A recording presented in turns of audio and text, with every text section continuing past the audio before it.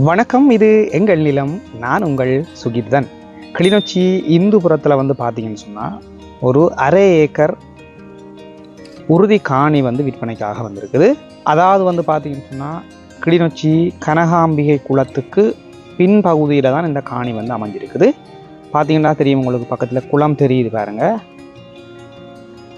ஆனால் வந்து தண்ணி வந்து ஒரு காலம் இந்த வளவுக்குள்ளே வந்து வராது அப்படின்னு சொல்லி உரிமையாளர் வந்து சொல்கிறேன்.